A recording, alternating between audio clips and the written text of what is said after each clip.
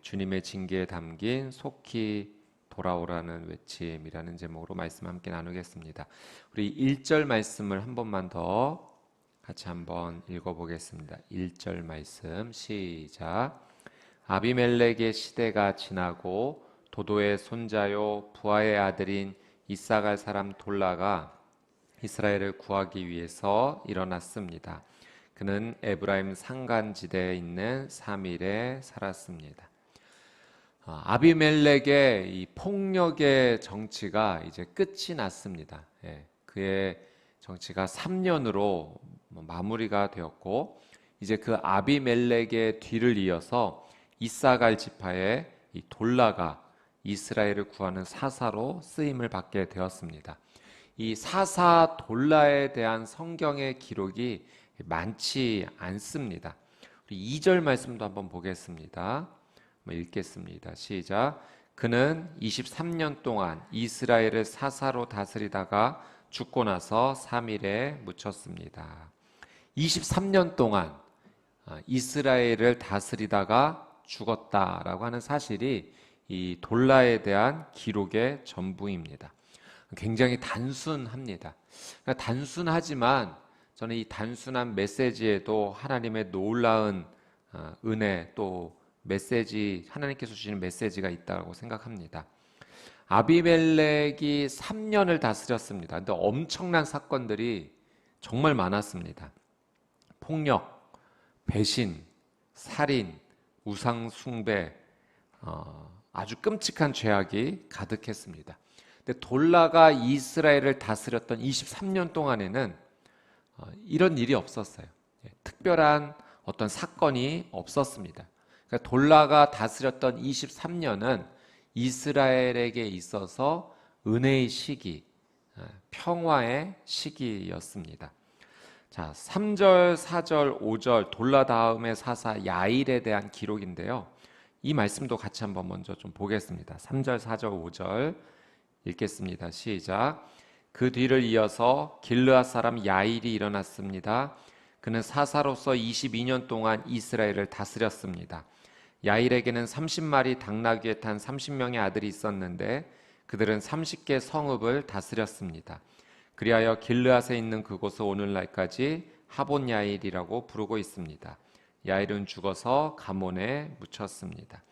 그 다음 사사, 돌라 다음의 사사 야일에 대한 기록도 특별한 이야기가 없습니다. 30명의 아들이 있었고 그 아들이 30개의 성읍을 함께 다스렸다라는 것이 전부입니다.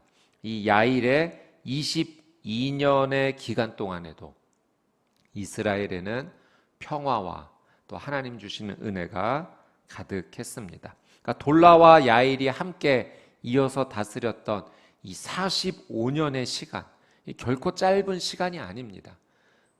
한 사람의 인생의 절반에 해당할 만큼 긴 시간입니다. 이 시간 동안 이스라엘 백성들이 평화의 시기, 은혜의 시간을 보낸 것입니다. 저는 이 말씀 통해서 두 가지 메시지를 함께 나누고자 합니다. 첫 번째는 아무 일이 없는 평범한 일상, 평범한 일상은 매우 소중한 삶이다라는 사실이에요. 여러분, 우리가 매일 삶에서 마주하는 이 평범한 일상을 대수롭지 않게 여기는 경향이 있을 수 있습니다. 이건 매일 있는 일이야.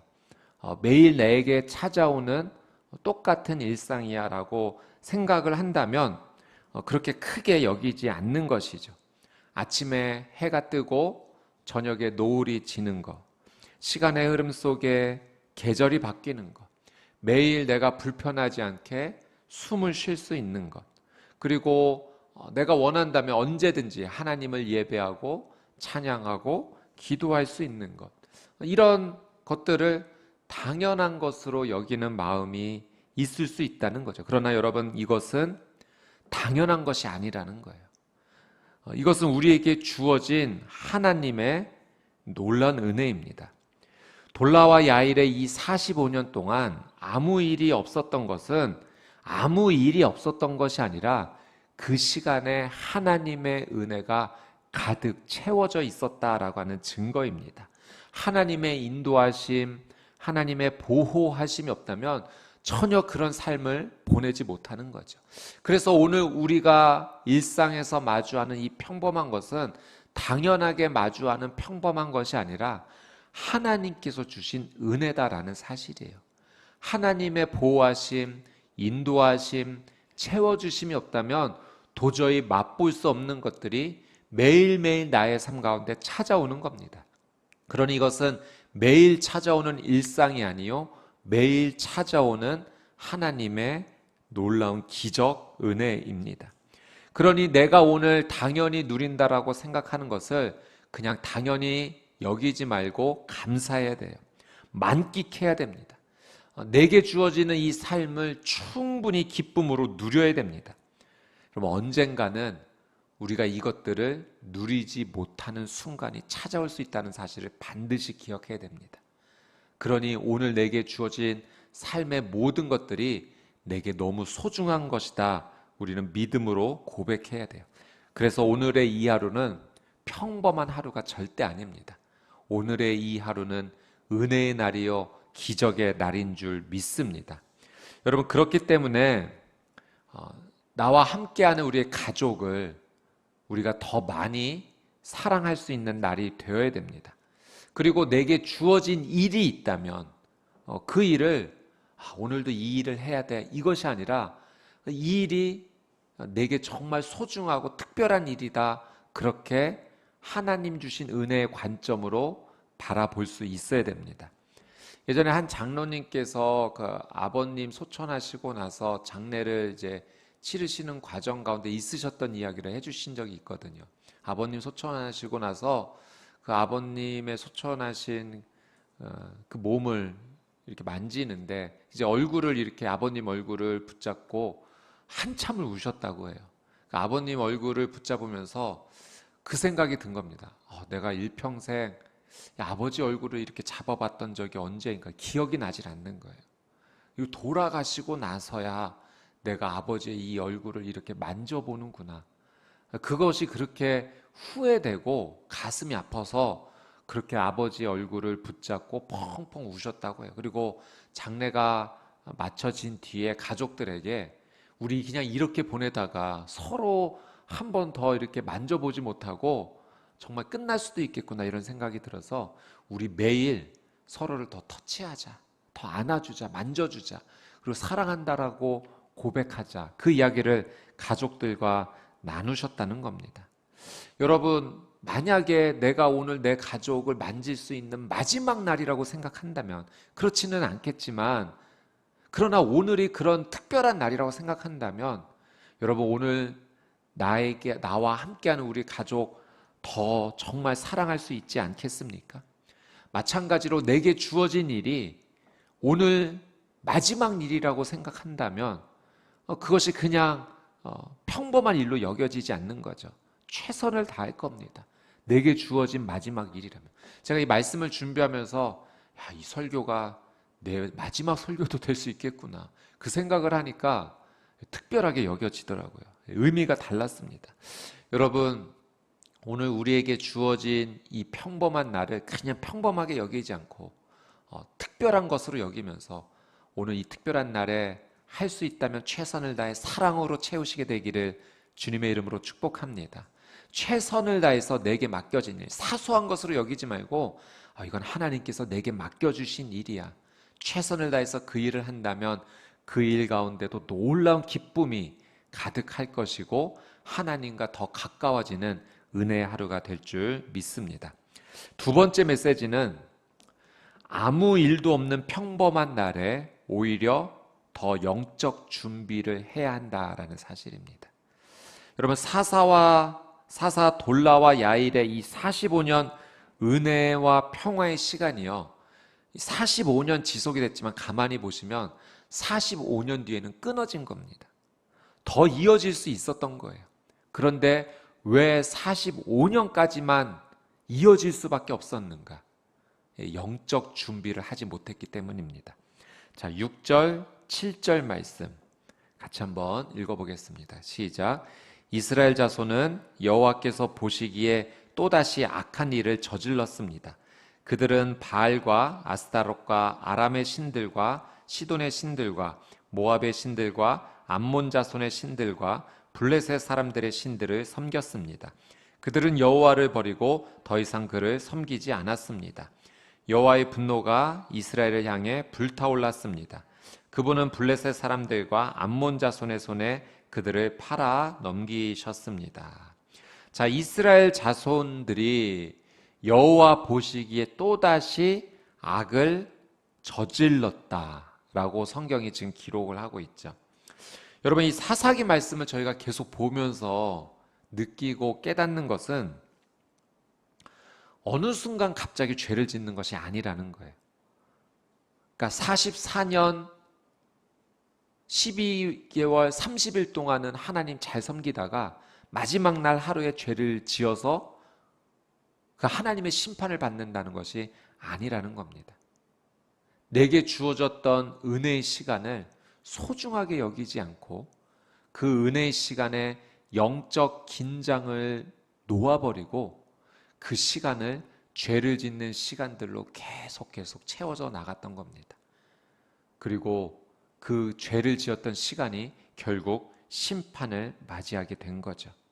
이스라엘 백성들이 이 45년의 시간을 영적 긴장을 놓아버리는 시간으로 삼았던 겁니다. 그래서 바알을 비롯한 우상신을 섬기는 죄를 지금 또다시 45년 뒤에 반복을 하고 있습니다.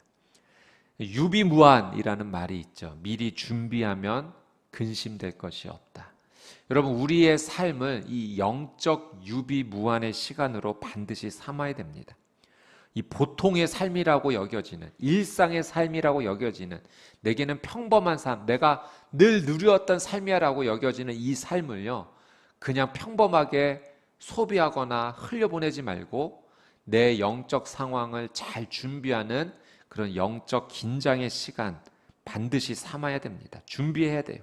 더 기도해야 되고 더 말씀 앞에 엎드려야 됩니다. 하나님의 말씀에 순종하고자 애써야 됩니다. 더 뜨겁게 예배할 수 있는 삶이 되어야 됩니다. 여러분, 우리가 예배할 수 있을 때 예배할 수 있지만 예배하고 싶어도 예배하지 못하는 때가 찾아올 수 있다는 사실을 알아야 돼요. 그러니 우리가 하나님을 찾고 하나님 앞에 온전히 엎드릴 수 있다는 이 시간을 우리는 정말 소중히 여겨야 됩니다. 그래야 은혜의 시간이, 평화의 시간이 45년에서 끊어지지 않는 것입니다. 여러분, 만약에 우리 부모 세대가 이 영적 긴장을 그냥 놓아버리는 바람에 우리 자녀의 세대에 만약에 45년 뒤에 그 어려움이 찾아온다면 여러분, 그 책임은 누구에게 있는 것일까요? 그럼 우리 책임입니다. 우리 부모 세대가 영적 유산을 잘 전달하지 못하고 넘겨주지 못했기 때문에 그 영적 긴장을 놓아버려서 우리 자녀들이 하나님을 찾지 않게 된다면 그 책임은, 물론 자녀들이 하나님을 섬기지 않는다면 그 분명한 죄의 대가를 받아야겠지만 그 책임이 그들만의 것인가? 그렇게 말할 수는 없을 겁니다. 반드시 다음에 우리 다음 세대, 자녀 세대들이 우리 부모 세대보다 더 하나님을 사랑하는 세대가 되기 위해서는 지금 이 은혜를 누리고 있을 이때 우리 부모 세대가 더 기도하고 더 영적으로 준비해서 그 풍성한 영적 유산을 우리 자녀 세대에게 전달할 수 있어야 됩니다. 자, 우리 8절 9절 말씀 한번 보겠습니다. 8절 9절 읽겠습니다. 시작. 그들은 그해부터 이스라엘 자손을 괴롭히고 못살게 굴었습니다. 그들은 요단강 건너 아모리 사람의 땅 곧 길르앗에 사는 모든 이스라엘 자손을 18년 동안 괴롭혔습니다. 암몬 자손들이 요단강을 건너 유다와 베냐민과 에브라임 지파와 싸웠습니다. 이스라엘은 심히 괴로운 상태에 놓이게 됐습니다. 여러분, 정신이 번쩍 드는 말이에요. 9절 마지막에 보니까 이스라엘은 심히 괴로운 상태에 놓이게 됐어요. 몇 년 동안? 18년 동안.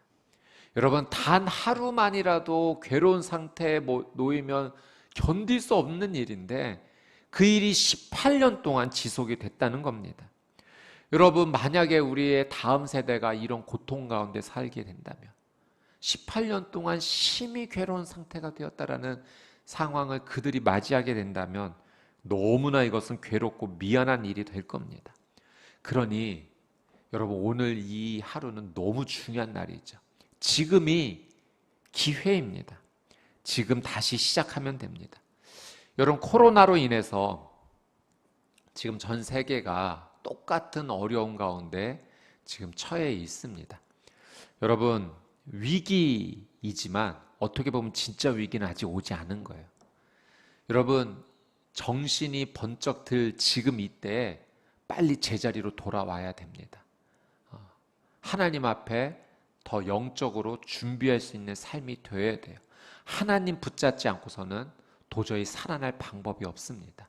여러분, 이때가 하나님께서 우리를 깨닫게 해주신 은혜의 날인 줄 믿습니다. 여러분, 지금 이때 우리 더 기도합시다. 지금 이때 더 하나님을 예배하는 사람이 됩시다. 지금 이때 하나님 주신 말씀에 더 순종하면서 내게 주신 일 그냥 하찮게 여기지 않고 정말 하나님 의지해서 하나님 지혜 주십시오. 작은 일이라고 여겨지는 이 일도 정말 하나님 의지하는 마음으로 최선 다하게 해주십시오.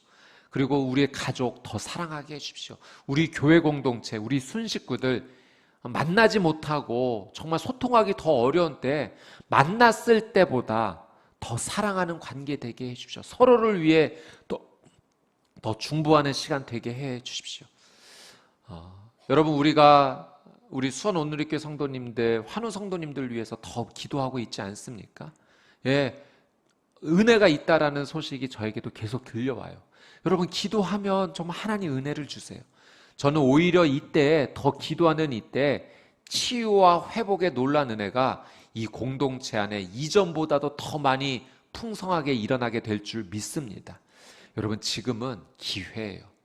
여러분, 우리가 맞이하는 이 날은 그냥 평범한 날이 아닌 우리에게 주어진 아주 특별한 날입니다.